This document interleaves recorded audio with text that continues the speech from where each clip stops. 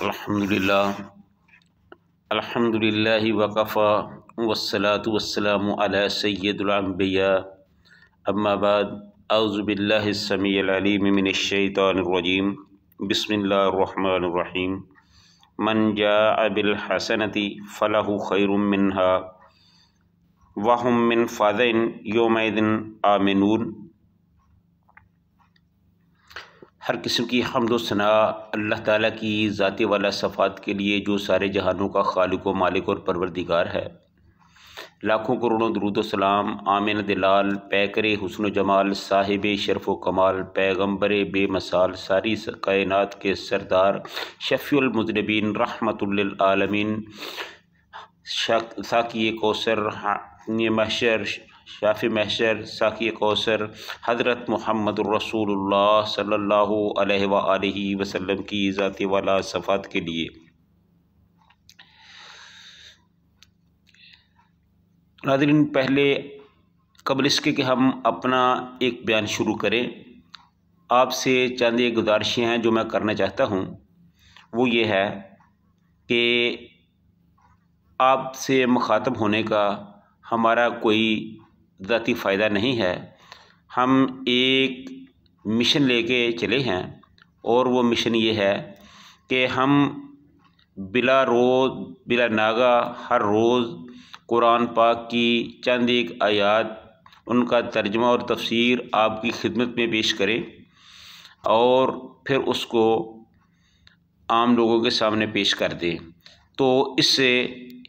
اللہ کے قرآن کی جو معلومات ہیں یہ زیادہ سے زیادہ لوگوں تک پہنچ جائیں، تو شاید کہ یہ بات ہمارے لیے آخرت میں کامیابی کا باعث بن جائے۔ اسی طرح ہماری کوئی اچھی بات کسی کے ذہن میں بیٹھ جائے تو وہ اس کے لیے نجات کا باعث بن جائے۔ تو ہم اسی چیز کو اپنے مد نظر رکھتے ہوئے اللہ کے قرآن کی تبلیغ، تفسیر اور ترجمہ آپ کے سامنے پیش خدمت کرتے ہیں۔ اور اس سلسلے میں ہماری گزارش یہ ہے کہ یہ جو ہماری ویڈیوز ہوتی ہیں، برائے مہربانی اس کو آپ خود بھی دیکھیں، اپنے احباب کو بھی دکھائیں، ان تک شیئر کریں، لائک کریں، تاکہ یہ زیادہ سے زیادہ لوگوں تک ہماری ویڈیوز پہنچیں۔ ایک تو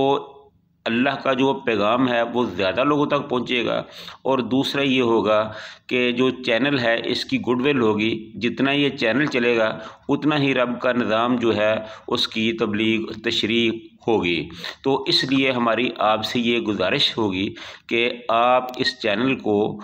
خود بھی سبسکرائب کریں، اپنے دوستوں سے بھی اس کو سبسکرائب کرائیں، اس کو شیئر بھی کریں اور اس کو لائک بھی کریں، تاکہ چینل کی گڈ ول ہو سکے اور یہ چینل اللہ کے دین کی تبلیغ کے لیے اپنا اچھے انداز سے حصہ ڈال سکے۔ اس کے علاوہ ہماری کوئی خواہش نہیں ہے، ہم صرف یہی چاہتے ہیں کہ ہمارے یہ جو چند منٹ ہیں شاید اللہ ان کو پسند فرما لے اور ہماری نجات کا ذریعہ بن جائیں۔ تو حضرات، آج جو میں آپ کے سامنے گفتگو کرنا چاہتا ہوں، یہ سورہ نمل کی آخری آیات چل رہی ہیں۔ اس میں یہ قیامت کے دن سے متعلق باتیں ہیں۔ اس میں اللہ تعالیٰ نے اپنے مومنین بندوں سے مخاطب کر کے ہوئے فرمایا ہے کہ من جاء بالحسنۃ فلہ خیر منہا وہم من فزع یومئذ آمنون۔ ترجمہ اس کا کچھ اس طرح ہے کہ من جاء بالحسنہ، جو لے کر آئے گا نیکی، یعنی کہ جو آدمی نیکی لے کر اللہ کے سامنے پیش ہوگا، فلہ خیر منہا، تو اس کے لیے اس سے بہتر ہوگا۔ کیا مطلب یہ ہے کہ جو آدمی نیکی لے کر اللہ کے سامنے پیش ہوگا تو اللہ اس کو اپنی رحمت سے بہت زیادہ نیکیاں عطا فرمائے گا۔ ایک کے بدلے میں 10 بھی ہو سکتی ہیں، ایک کے بدلے میں 70 بھی ہو سکتی ہیں، اور ایک کے بدلے میں 700 بھی ہو سکتی ہیں۔ کیوں؟ اس لیے کہ جو اللہ رب العالمین ہے اس کی رحمت کا کوئی کنارہ نہیں ہے، اس کا کوئی حد و حساب نہیں ہے، وہ جو چاہے جتنا چاہے اپنے آدمیوں کو دے سکتا ہے، اور اس سے اللہ سے یہی توقع رکھی جا سکتی ہے کہ اے اللہ ہم پر اپنی زیادہ سے زیادہ محنت اور رحمت فرما۔ تو اس آیت کے اس حصے میں ہمیں یہ سبق ملتا ہے کہ جو آدمی دنیا میں نیکیاں کر کے اللہ تعالیٰ کے پاس جائے گا تو اللہ تعالیٰ اس کی قدر کرتے ہوئے اس کی نیکیوں کے مقابلے میں اس کو بہت زیادہ اجر دیں گے۔ اس کا اجر ان کی جانے والی نیکیوں سے 10 گنا بھی بڑھ سکتا ہے، 100 گنا بھی بڑھ سکتا ہے، 700 گنا تک بھی بڑھ سکتا ہے۔ تو اس لیے میرے بھائیوں اس دنیا میں دل کھول کر نیکیاں کرو، آخرت کے لیے سرمایہ کو اکٹھا کرو، آگے بھیجنے کے لیے اللہ کے ذکر و اذکار کرو، قرآن پاک کی تلاوت کرو۔ تو اس طرح دینی معلومات کے حوالے سے آپ زیادہ سے زیادہ علم حاصل کریں۔ اس کے بعد اللہ نے فرمایا کہ وَهُمْ مِنْ فَزَعٍ يَوْمَئِذٍ آمِنُونَ، کہ وہ لوگ جن کو اللہ تعالیٰ اپنے انعام و اکرام سے نوازے گا، وہ لوگ من فَزَعٍ اس دن کی گھبراہٹ سے قطعاً پریشان نہ ہوں گے، اس دن کی گھبراہٹ ان پر کوئی اثر نہیں کرے گی۔ یومئذ آمنون، بلکہ اس دن وہ امن سے ہوں گے، اور اس کی وجہ صرف اور صرف یہ ہوگی کہ وہ دنیا میں دنیا داری کی بجائے اللہ کی توحید کو لے کر شرک سے بچتے ہوئے آقا علیہ السلام کی سنت کے مطابق اپنی زندگی کو گزارتے رہے، لہو و لہب سے بچے رہے اور شریعت پر عمل کرتے رہے، جس کا نتیجہ ان کو قیامت کے دن اللہ اپنی رحمت کی صورت میں دے گا۔ اس کے بعد اللہ تعالیٰ نے دوسری آیت میں فرمایا وَمَنْ جَاءَ بِالسَّيِّئَةِ فَكُبَّتْ وَجُوهُهُمْ فِي النَّارِ۔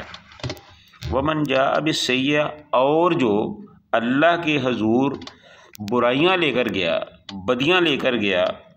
برے کام لے کر گیا، فَكُبَّتْ وَجُوهُهُمْ فِي النَّارِ، ان کے چہروں کو آگ میں ڈال دیا جائے گا۔ اللہ تعالیٰ محفوظ رکھے، یہ کتنی بڑی بات ہے۔